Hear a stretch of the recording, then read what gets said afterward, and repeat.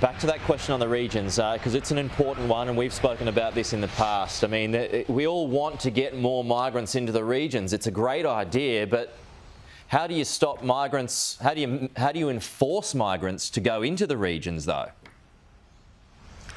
Well, we had dedicated visas that did exactly that. And by the way, they weren't forced. As a regional MP, I saw many of them and they loved working and living in regional Australia. Perhaps their first port of call would have been the city, and maybe that's an easier outcome.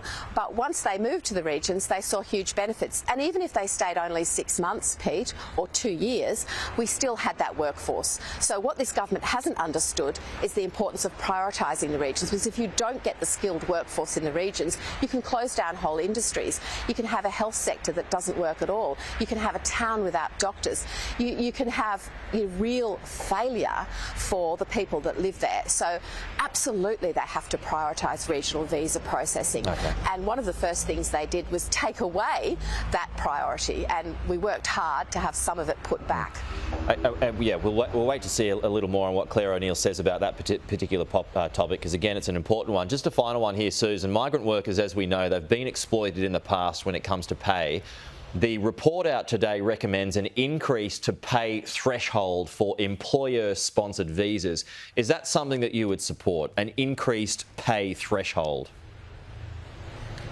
Of course we would look through the recommendations and have that consultation. Can I say, Pete, the workforce that is desperately needed across Australia, people aren't talking to me about the salary level they'll pay. They're just talking about a skilled worker who'll be reliable, who'll do a good job, and who wants that job.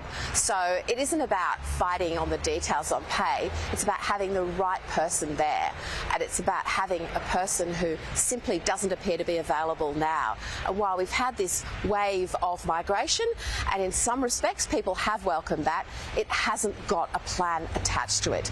That's the plan we need to see today.